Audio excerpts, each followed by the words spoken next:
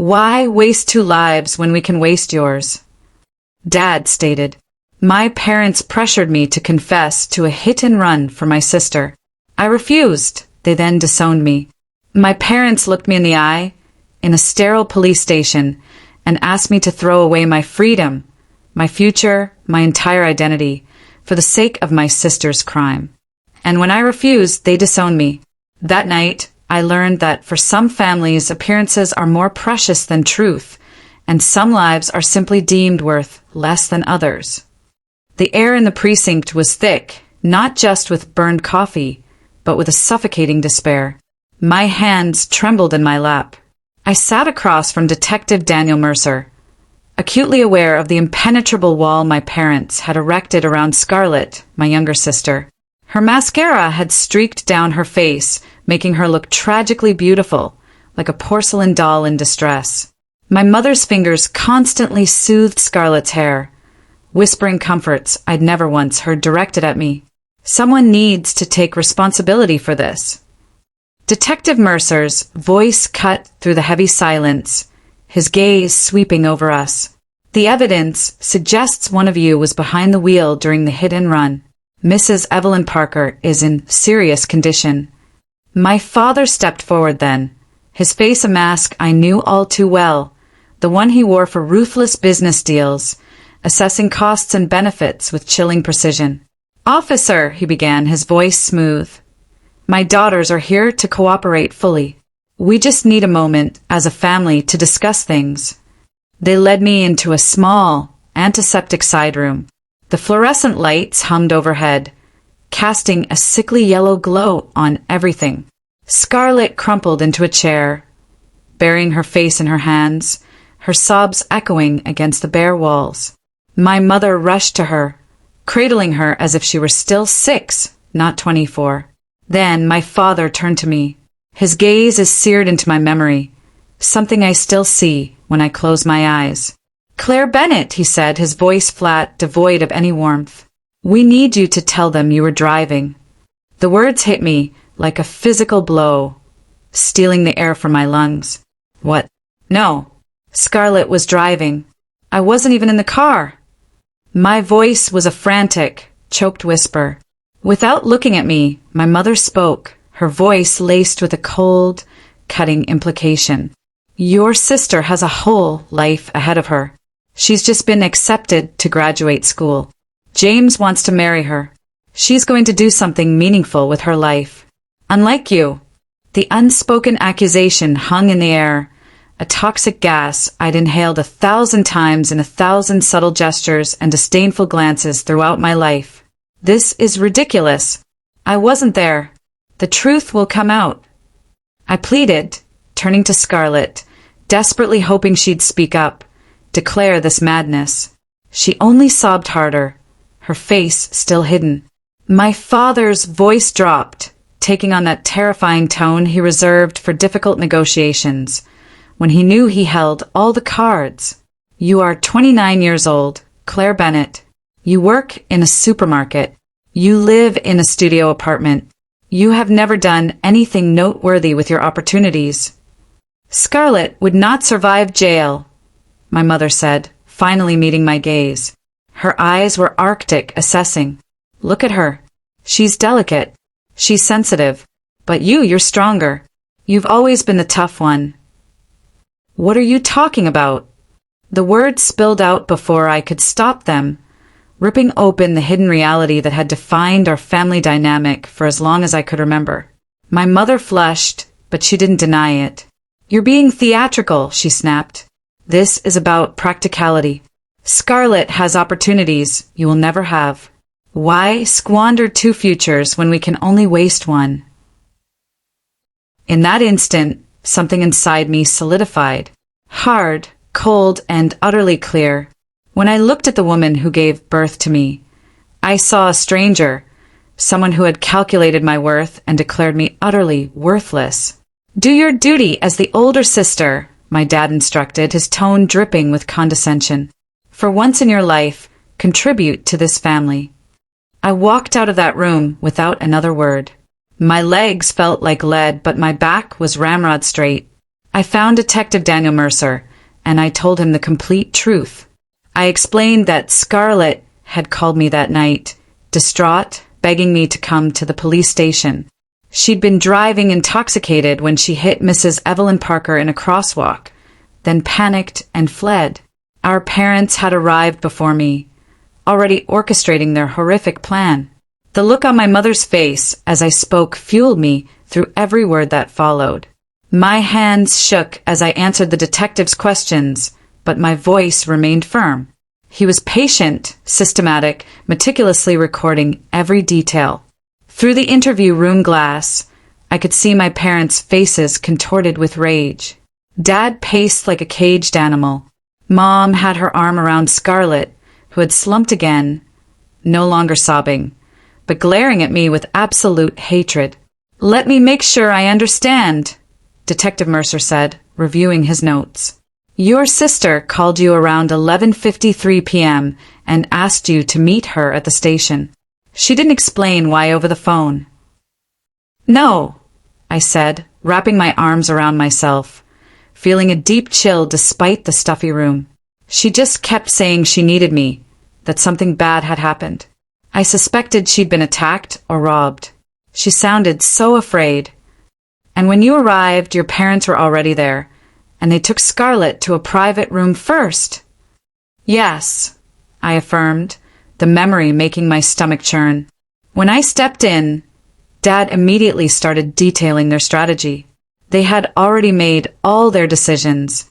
They just needed me to agree. Detective Mercer put down his notepad and studied me, a look in his eyes I couldn't quite decipher.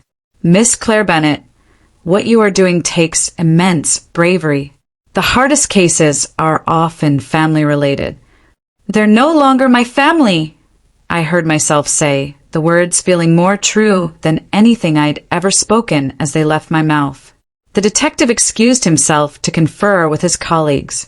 I remained alone in that room for what felt like an eternity, about 50 minutes, watching the clock tick, each second a painful erosion of my old existence. Through the glass, I saw my parents gesticulating fiercely. Dad's face was flushed with rage. A uniformed officer stood between them and the interview room door, clearly instructed to keep them from bursting in. The detective excused himself to confer with his colleagues. I remained alone in that room for what felt like an eternity, about 50 minutes, watching the clock tick, each second a painful erosion of my old existence. Through the glass, I saw my parents gesticulating fiercely. Dad's face was flushed with rage. A uniformed officer stood between them and the interview room door, clearly instructed to keep them from bursting in. When Detective Mercer returned, he was joined by another officer, a woman with kind eyes who introduced herself as Sergeant Rebecca Hayes. She sat across from me, a gentle smile on her face. "We're going to need you to give a formal statement," she said. "Everything you remember from the phone call, the timeline, what your parents said to you. Can you do that?" I nodded. My throat felt constricted, but my resolve was hardening into something tougher than diamond. They had made their decision about who I was. Now I was making mine. The formal statement took another 2 hours and 15 minutes. They made me repeat certain things multiple times, looking for contradictions. I knew what they were doing, and it only confirmed to me that I was telling the truth, that this wasn't some malicious fiction born of sibling rivalry. "Has there been any recent tension between you and your sister?" Sergeant Hayes asked. I acknowledged there had always been tension, but not necessarily fighting. It was more like she existed in the light, and I resided in her shadow. That was just how our family operated. "Could you elaborate?" I took a deep breath, trying to articulate dynamics that had always simply been. Scarlett was the attractive one, the intelligent one, the one with potential. I was just there. My parents made this plain in 1,000 tiny ways. Better clothing for her, fancier birthday celebrations, more focus on her concerns. I learned to become invisible. That must have been painful. "It was natural," I explained, letting out a bitter laugh. At least, I assumed it was. Perhaps every family has a scapegoat and a favored child. I just happened to be born in the incorrect role. Sergeant Hayes and Detective Mercer exchanged an unreadable glance. She took a few more notes before continuing. Is this the first time they've asked you to make a sacrifice for your sister? The question triggered an unexpected flood of memories, vivid and stinging despite their age. I was 16 when I got my first job, I explained slowly. Bagging groceries at the downtown store. I saved every penny for over a year to go on the school trip to Washington, D.C.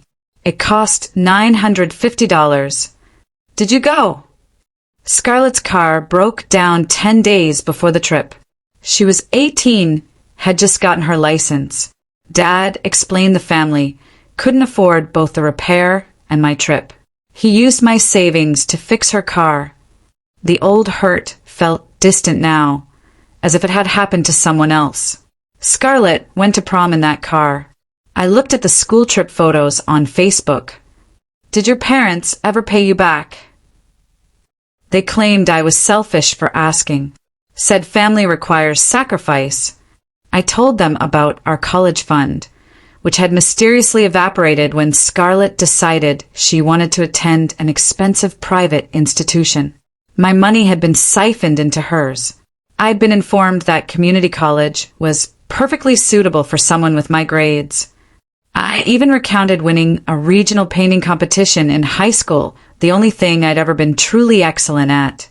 My parents had missed the award ceremony because it clashed with Scarlett's volleyball match. Mom hadn't even looked up from cooking dinner when I came home with my award and the $75 prize, I recalled. That's wonderful, sweetheart, she'd said absently. Can you set the table? We're eating early because Scarlett has practice. The ribbon had disappeared into a drawer. Scarlett's volleyball trophies adorn the mantel. Why didn't you leave? Sergeant Hayes asked. Once you were 19, you could have walked away. Where would I go? Even I thought the question sounded naive. I had no money, no car, no support system.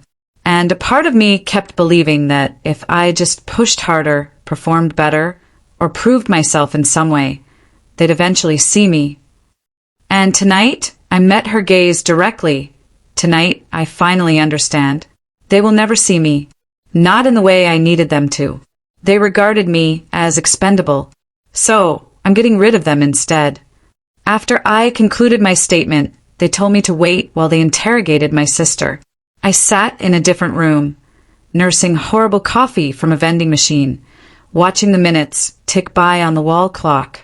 It was after 3:18 in the morning. A victim advocate, whose name I don't recall, came to check on me. She was young, perhaps only a few years older than me, with weary eyes that said she'd seen too much. Do you have somewhere safe to stay tonight? She asked. The question hadn't even occurred to me. I have an apartment. Will your parents know how to find you? Of course they will. They'd arrive full of fury and blame. The thought made me feel sick.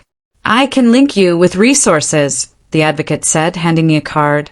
Counseling services and temporary housing. What you are going through is a kind of familial trauma. I took her card, but knew I wasn't going to call. I handled it the same way I managed everything else. Alone, silently, and without asking for aid that might not come. Detective Mercer found me around 4:45 a.m. He looked exhausted yet satisfied. Your sister confessed. The evidence was overwhelming. Traffic camera footage, paint transfer on her car, and her own blood alcohol test taken tonight. Her story kept shifting, but she finally admitted to everything. Relief surged through me, so strong I felt dizzy. What will happen now? She will be formally charged. Given the seriousness of the offenses, DUI, hit and run, fleeing the scene of an injury accident, she faces significant prison time. Your testimony will be crucial during the trial. I'll be there, I promised. Whatever you need. He looked at me for a moment. Your folks are still in the building. If you wish to avoid them, we can take you out through the rear entrance. I considered this, then shook my head. I'll walk out the front. I'm not hiding anymore. They were waiting in the lobby. Dad stood with his arms folded, his face like a thundercloud. Mom sat slumped on a plastic chair, looking hollowed out, as if she'd aged a decade in one night. Scarlett was nowhere to be seen. She was likely already processed and being jailed for arraignment. Dad's gaze fixed on me with a ferocity that would have terrified a younger me. You've destroyed this family. You destroyed it yourself, I replied, my voice cool and steady. When you decided one daughter was worth more than the other, I just refused to go along with it. Mom finally looked up, her voice a whisper. She's your sister. How could you do this to her? She is a drunk driver who left someone to die on the street. How will you defend her? Were you her parents? Mom's voice trembled. After everything we had done for you. Like what? The question came out harsher than I'd intended, fueled by years of suppressed resentment. You fed me and gave me a room. That is the bare minimum of parental obligation, not a debt I owe you. Dad moved closer, his voice lowering to a menacing whisper. If you walk out that door, you're dead to us. No more family, no more support. You will have nothing. I smiled, and I could see it unnerved him. It wasn't a cheerful smile, but one of deep, liberating truth. I already have nothing from you, I responded, staring him straight in the eye. At least now I'm free. I walked past them, out into the early morning darkness. The sky was just beginning to brighten around the edges, that deep, bruised blue that precedes dawn. My car was alone in the parking lot, and I drove home on vacant streets, feeling lighter than I had in years. The next weeks were a blur of court hearings, paperwork, and increasingly furious communications from my parents. They hired a lawyer who tried to discredit my testimony, portraying me as a jealous, vengeful sister who had fabricated evidence out of spite. The traffic camera evidence made that scenario implausible, but they still tried. Then Mrs. Evelyn Parker's family contacted the prosecutor's office to see if they could meet with me. I consented, dreading the confrontation with the woman whose life my sister had nearly taken. Mrs. Evelyn Parker was in a wheelchair when I met her. Her daughter, Natalie Parker, gently wheeled her into the victim services office where we'd agreed to meet. She was smaller than I expected, with gray hair and trembling hands. Yet her eyes were keen and compassionate. "You're Claire Bennett," she remarked, her gaze searching my face. "You look like you haven't slept in weeks." "Neither do you," I blurted, then instantly regretted my bluntness. But she laughed, a sound like rustling leaves. "I like honesty. Sit down, dear. Let's talk." We spent 2 hours together. She described the accident from her perspective. Crossing the street after her book club meeting, the unexpected impact, waking up in the hospital, unable to move her legs. Months of physical therapy, financial ruin, and nightmares that still woke her at 3:18 a.m. "I'm so sorry," I found myself saying, as if I could somehow apologize for my sister's actions. "You didn't do this," Mrs. Evelyn Parker stated firmly.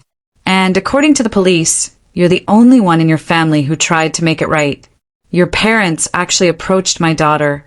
Did you know that?" My blood ran cold. "What?" Natalie Parker took out her phone and played a stored voicemail. My father's unmistakable voice echoed around the small space. "Hello, Mrs. Evelyn Parker. This is Robert Ashford. I am phoning to negotiate a settlement. My daughter committed a terrible mistake, but she's young and has a long future ahead of her. I'm willing to pay big cash if you're willing to speak with the prosecution about lowering the charges." He'd tried to buy her silence. I shouldn't have been surprised, but I still was. "I told him to go to hell," Natalie Parker said simply.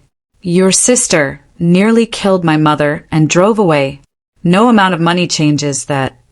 Mrs. Evelyn Parker reached over and clasped my hand with trembling fingers. "But you said the truth. In a family that plainly prioritized image over integrity, you chose the correct thing. that requires a level of guts that most people never have to find. Her remarks stuck with me throughout the trial, through my sister's 5-year sentence, and through my parents' final cruel texts informing me I was no longer their daughter. Scarlett was convicted and sentenced to 5 years. Mom and Dad hired the best lawyers money could buy, but the evidence was overwhelming. Traffic cameras, paint samples, and testimony from a jogger who witnessed the entire incident. My sister's blood alcohol level had nearly doubled the legal limit. I packed my studio apartment the day after the sentencing. My phone was constantly ringing with calls from my parents, which I directed to voicemail. The messages became increasingly nasty as they realized I wasn't going to respond. The first one from Mom was almost conciliatory. "Claire Bennett, we need to discuss this. You have made your point." But by the 6th, her genuine sentiments had surfaced. "You ruined your sister's life out of spite. I knew you were envious of her, but I never imagined you'd be that cruel." Dad's messages centered on realism. "Scarlett's actions were wrong, but your tenacity has cost this family hundreds of thousands of dollars in court bills. Your sister's future is wrecked. I hope you can live with it." I could. I slept better than I had in years. I relocated to Portland, 3 states distant from my family in Ohio. I enrolled at community college, using the money I had earned from working extra shifts at the grocery store. The plan had always existed, hidden behind years of their low expectations and my own resigned acquiescence. Now, nothing could stop me. My academic supervisor, Dr. Allison Walsh, was the first person to see my potential. She became very interested in my placement tests as she studied them. "Have you ever considered majoring in computer science? These analytical results are extraordinary." "I barely finished high school," I admitted, explaining that my family had always felt I was not college material. Dr. Walsh took off her spectacles and studied me with keen brown eyes. "Your family was mistaken. I have been doing this for 28 years. You have aptitude." Those words altered everything. I plunged myself into my studies with feverish concentration. Programming languages made more sense to me than anything else. There were laws, logic, and problems with obvious answers. Work yielded results. Effort mattered. The first semester was terrible. I had been out of school for 11 years, and my study abilities were almost non-existent. Everything my peers appeared to know immediately: how to take notes, prepare for examinations, handle multiple deadlines. I had to learn by trial and error. I failed my first programming midterm. Afterward, I sat in my car and cried for 25 minutes, convinced that my parents had been right all along. Then, I wiped my eyes, went to Dr. Walsh's office hours, and asked for help. She didn't sugarcoat it. "You've fallen behind. Your basics are weak, but you're also one of the most driven pupils I've met. Determination can accomplish a lot." She linked me with a tutor, a doctoral student called Kevin O'Connor, who was infinitely patient with my foolish queries. We gathered 4 times a week in the library to go through difficulties until the principles resonated. Slowly and gradually I began to realize I earned an A/B on my 3rd midterm. I received an A on my final test. Kevin O'Connor gave me a high 5 after the grades were released. "Do you know what the difference was?" he said with shining eyes. "You overcame your fear of making mistakes. You just kept trying till you had it right." His observation cut harder than he realized. I'd spent my whole life terrified of being incorrect, because being wrong meant proving my parents correct about me. But in this new world I was creating, being incorrect just meant I hadn't learned something yet. There was no guilt in it, only opportunity.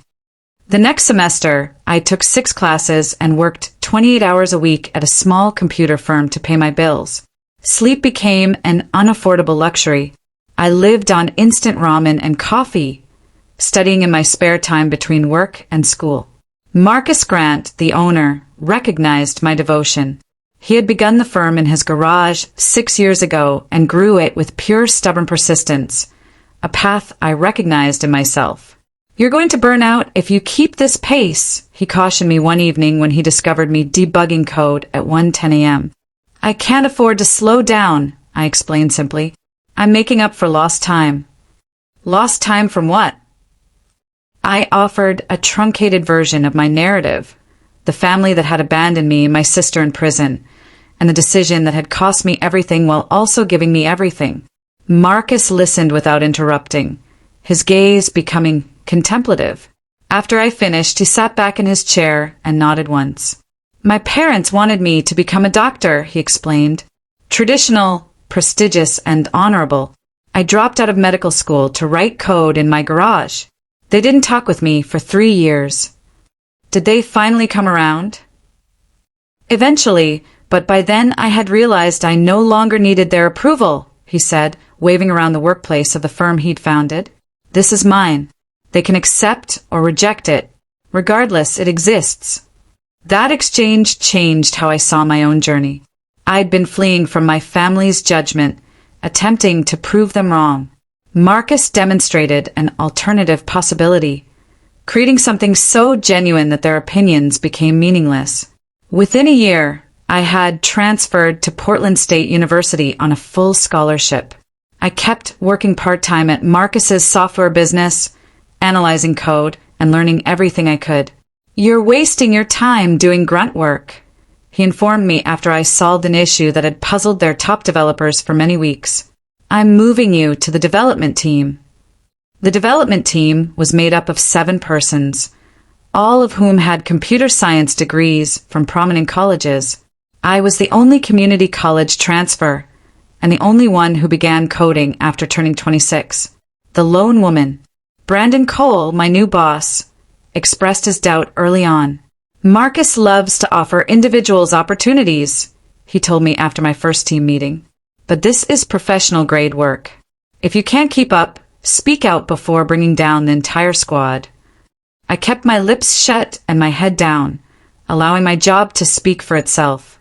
When Brandon Cole gave me what he plainly felt was a tedious duty of documenting historical code that no one wanted to modify, I discovered 3 serious security flaws hidden in the ancient routines. Marcus summoned an emergency meeting after I submitted my report. If the weaknesses had been exploited by the wrong persons, the firm may have suffered catastrophic consequences. I not only discovered them, but also provided elegant solutions that would fill the gaps without disrupting existing functionality. Brandon Cole's expression as Marcus complimented my work in front of the entire business was almost worth the restless hours I'd spent searching over the code. "Good catch," Brandon Cole mumbled, unable to meet my gaze. "Just doing my job," I said evenly. But something had altered.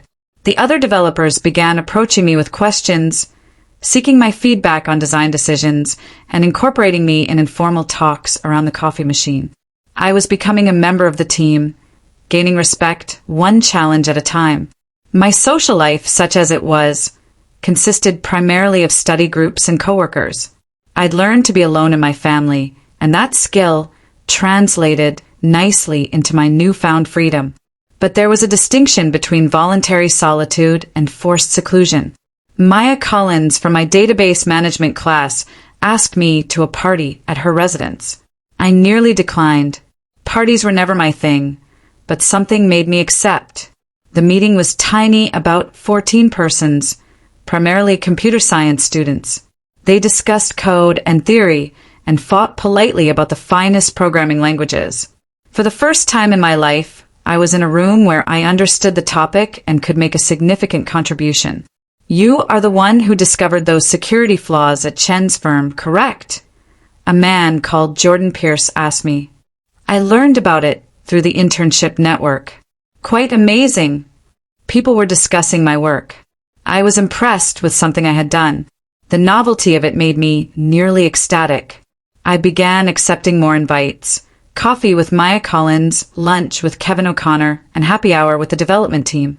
Building a social network from scratch was difficult and uncomfortable, but it was also mine based on who I truly was rather than who I was expected to be. My neighbor, Helen Gallagher, became an unexpected friend. She reminded me of what a mother could be, engaged, supporting, critical when needed, and always kind. She showed me how to prepare actual cuisine, not just ramen and pre-made meals. "You're too thin," she said, arriving at my home one Saturday with bags of food. "Come on, I'm showing you how to prepare lasagna." Her kitchen was warm and messy, the result of a long life. Photographs of children and grandkids adorned the refrigerator. Plants grew on every windowsill. She strolled around the area with ease, picking out pans and supplies and explaining each process. "Cooking is chemistry," she explained. "You understand coding. You can comprehend this." She was correct. Following a recipe was similar to following an algorithm. Exact quantities, defined stages, and predictable results. I approached learning with the same zeal that I did everything else. While we waited for the lasagna to bake, Helen Gallagher commented that her granddaughter had gone to college to study computer technology. "She's doing quite well. Works at a large firm in Silicon Valley. Are you close to her?" Helen Gallagher's countenance flashed with sadness. "Not as close as I would want. She's busy. I am elderly. That's life." "You are not old," I gently reminded her. "You are training me to prepare lasagna." She giggled and rubbed my hand. "Claire Bennett, you're fantastic for my ego. I'm delighted you moved next door." The statement struck a raw nerve in me. Someone was relieved I existed in their space. It was such a simple thing, yet I had never experienced it before. The lasagna came out nicely. Helen Gallagher sent me home with half of it and promised to make bread from scratch the next week. My parents phoned a couple times that first year. I changed my phone number, yet they continued to seek for my new contact information. I never responded, allowing their increasingly irate voicemails to pile up before deleting them in batches. Then, around 16 months after I went to Portland, Mom caught me in a moment of weakness. I had recently completed a difficult exam and was not paying attention when I answered an unfamiliar number. Her voice on the other end was strained with rage. "Scarlett writes to us about how bad jail is. She cries every day. She's experiencing panic attacks. The other convicts are abusive to her, and you continue to live your life as if nothing had occurred. She hit someone with her car and left them to die on the street." I answered gently, my voice cold and professional. "Mrs. Evelyn Parker spent 3 months in the hospital. She still cannot walk without assistance. Please tell me more about Scarlett's jail experience. You could have avoided all of this." Mom's voice crackled. "One modest sacrifice. That is all we requested. You wanted me to go to prison for a crime that I did not commit. You said I was trashy, unattractive, and useless in comparison to her. You wanted me to throw away my life because you believed hers was more valuable." My voice stayed firm and steadfast. So I made a decision too. I picked myself. "You are not the girl I raised." "Good. Your daughter was miserable." I hung up and blocked the number. That was 3 years ago, and I have not communicated with them since. 2 months ago, I received a message on LinkedIn from James Callahan. The name seemed familiar, but I couldn't place it. Then I remembered Scarlett's fiancé, James, with whom she had purportedly planned a future. His message was brief. "I hope this gets to you. I know we have never met.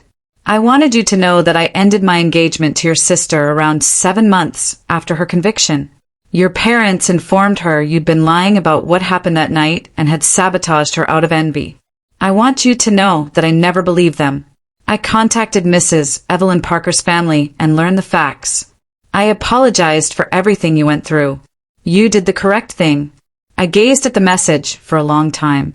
The vindication felt remote, as if it happened to someone else.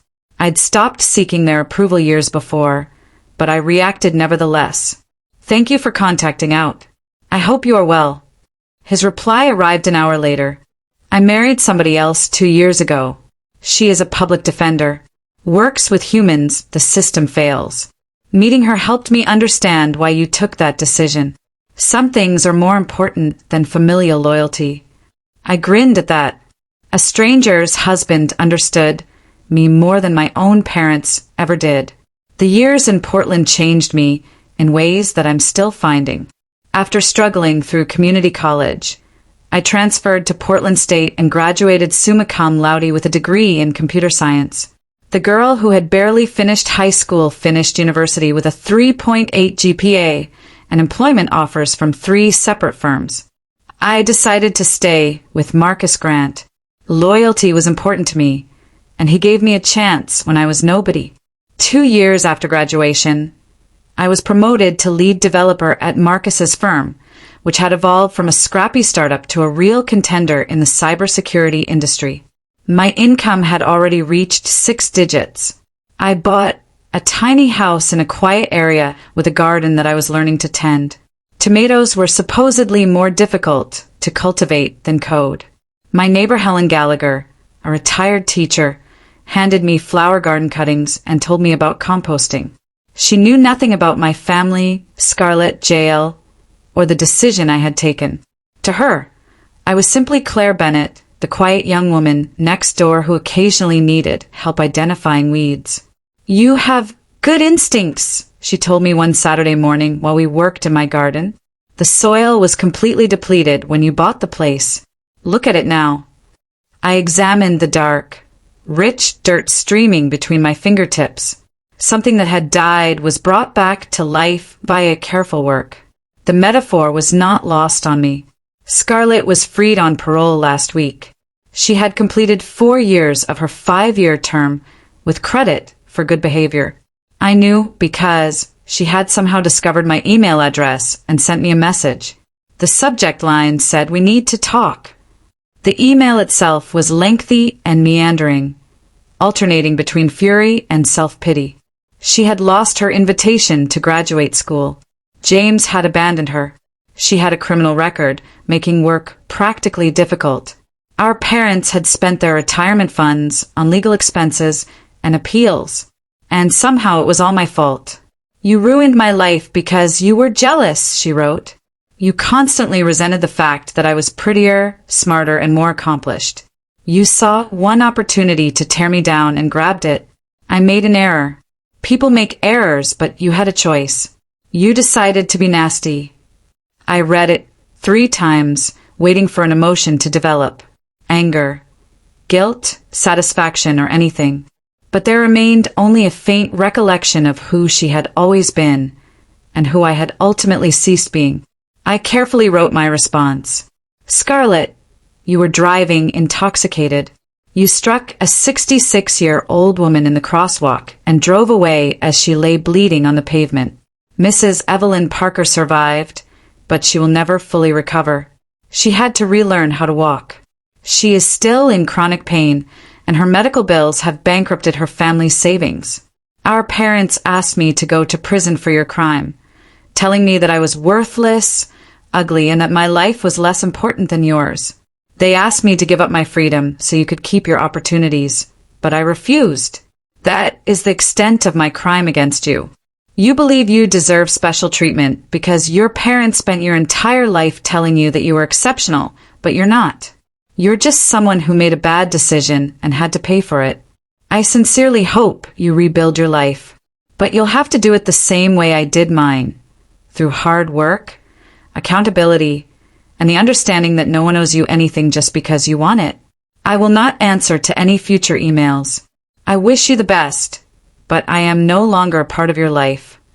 I emailed it and then quickly banned her email address. Then I disabled my parents' emails, cutting off the final thread that connected us. The relief was profound. 3 days ago, I received a letter in certified mail. Although there was no return address, the postmark indicated that it came from Ohio. Inside was a handwritten message from my father. "Claire Bennett, your mother is quite unwell. The doctors think she does not have much time left. She is begging for you. Whatever your complaints are with this family, she is still your mother. She reared you, nourished you, and provided you with a home. You owe her at least one visit. Put aside your pride and do the right thing, Dad." I held the letter for a long time, sitting on my porch swing as the dusk light faded over my garden. Helen Gallagher was watering her flowers next door, singing something tuneless but happy. The dying woman was not my mother in any manner that counted. She ceased being that the minute she looked at me coldly and decided I was disposable. Our biological tie was only a genetic fluke, no more substantial than having a blood type with a stranger. I considered the mother I wished to have, the one who would have safeguarded both of her children, who would have had Scarlet face her penalties while still giving love and support, and who saw value in both of us. That mother had not existed. I had finally accepted the reality.